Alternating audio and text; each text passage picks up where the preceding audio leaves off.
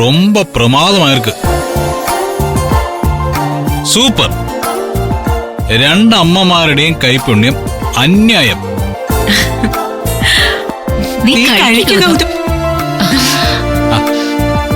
കഴിക്കുക അമ്മമാരെ.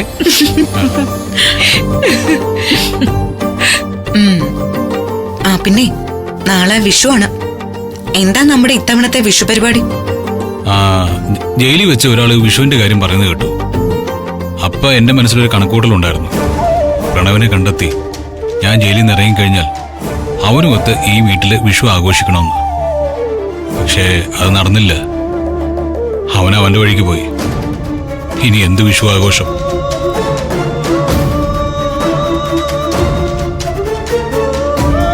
വിഷുവും കണിയൊന്നും വേണ്ട. നമ്മുടെ സന്തോഷം ഇതൊക്കെ മതി. അവന്റെ അഹങ്കാരത്തിന് ആ സീക്കേസിന് പിറകെ പോയതിന്റെ പേരിൽ നമ്മൾ എന്തിനാ മോനെ നമ്മുടെ ജീവിതത്തിലെ നല്ല നിമിഷങ്ങൾ കളഞ്ഞു കുളിക്കുന്നത്? ദേ നോക്ക്, ഒരു കുറവും വരാതെ നാളെ നമ്മൾ വിഷു ആഘോഷിക്കും. ആഘോഷിച്ചേ പറ്റൂ. അത് വേണം ഗൗതം. വിഷുക്കണി കണിക്കൊന്നയൊക്കെയായി നമുക്ക് വിഷു ആഘോഷിക്കണം. വിഷു സദ്യയും വേണം. ഇത്തവണത്തെ വിഷു എനിക്ക് അത്രയ്ക്ക് സ്പെഷ്യലാ. പ്ലീസ്. എന്തിനാ ഗൗതം ഉള്ള ഒരാഘോഷം വേണ്ടാന്ന് വെക്കുന്നത്? അത് വേണം മോനെ. എല്ലാവരും ആഗ്രഹം അതാണെങ്കിൽ പിന്നെ ഞാനായിട്ട് എതിരേൽക്കുന്നില്ല. പക്ഷെ ഇപ്പോഴൊരു ആഗ്രഹമുള്ളൂ, അടുത്തൊരു ആഘോഷം നടക്കുമ്പോഴെങ്കിലും പ്രണവ് നമ്മളോടൊപ്പം ഉണ്ടാവണം. ഇനി അവനെ തിരിച്ചു പിടിക്കാന്ന് പറയുന്നത് അത്ര എളുപ്പമാണെന്ന് എനിക്ക് തോന്നുന്നില്ല. അത്രയ്ക്ക് അവന്റെ മനസ്സങ്ങ് മാറിപ്പോയി. അങ്ങനെയൊന്നുമില്ല, അവൻ തിരികെ വരും. അതിനൊറ്റ വഴിയുള്ളൂ, ഞാൻ അവനെ പോയി കാണണം. വെറും കൈയോടെയല്ല, എല്ലാം അവന്റെ പേരിലേക്ക് എഴുതി വെച്ച മുദ്രപത്രമായിട്ട് ചെന്ന് കാണണം.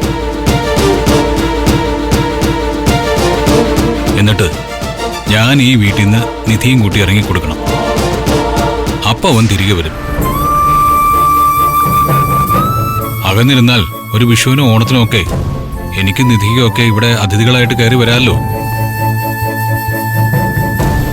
അപ്പൊ എല്ലാവർക്കും ഒരുമിച്ച് കൂടുകയും ചെയ്യാം. എന്തായാലും അങ്ങനെ അവനെ ഈ വീട്ടിലേക്ക് തിരിച്ചു കൊണ്ടുവരാൻ ഞാൻ ഉദ്ദേശിച്ചിട്ടില്ല.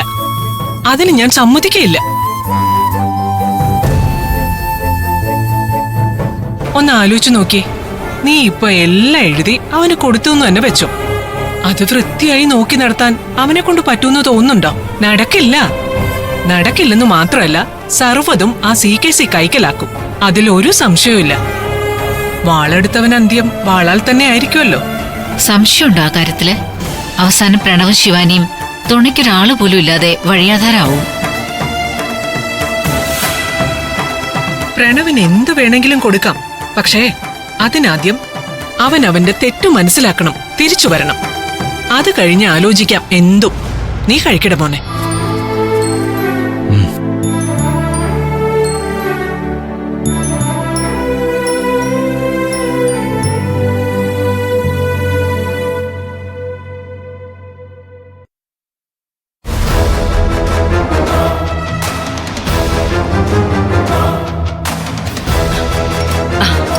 പ്രണവേ, ദേ ഇത് കൂടി കഴിക്കേ.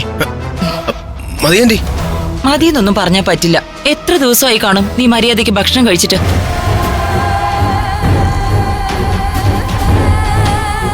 അത് ശരിയാ. ആ ഗൗതമിന്റെ ഗുണ്ടകള് ദിവസം ഒരു പൊതിച്ചോറങ്ങാനും ആയിരിക്കും വാങ്ങിച്ചു തരുന്നത്, അല്ലേ പ്രണവേ? അതും കഴിക്കാൻ തോന്നത്തില്ല അങ്ങളെ.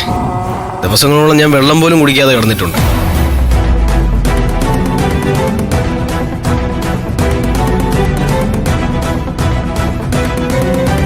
സത്യം പറഞ്ഞ പട്ടിണി കിടന്ന് കുടലുണങ്ങി. ഇപ്പൊ ഒന്നും അവിടെ ഇറങ്ങുന്നില്ല. എന്തൊരു ദുഷ്ടത്തരമാണ് ജ്യോതിർമയി ആ ഗൗതം കാണിച്ചത്. എങ്ങനെ മനസ്സ് വരുന്നു? എന്റെ CKC, ഗൗതമിന് ആരോട് വേണമെങ്കിലും ദുഷ്ടത്തരം കാണിക്കാം. കാരണം അവന് സ്വന്തമെന്നോ ബന്ധമെന്നോ പറയാൻ ഈ ഭൂമിയിൽ ആരും ഇല്ലല്ലോ. സ്വന്തം കൂടപ്പിറപ്പാണെങ്കിലല്ലേ ആ സ്നേഹം കാണിക്കണമെന്ന് തോന്നൂ. ഇതിപ്പോ ഒരു ശത്രു. എങ്ങനെയും തോൽപ്പിക്കണമെന്നും മുഴുവൻ സ്വത്തുക്കളും സ്വന്തമാക്കണമെന്നും ആഗ്രഹിക്കുന്നൊരു ശത്രു. അങ്ങനെ കണ്ടാ മതി ഗൗതമിനെ. സഹോദര സ്നേഹം എന്നൊക്കെ പറയുന്നത് വെറുതെയാണ് ആന്റി.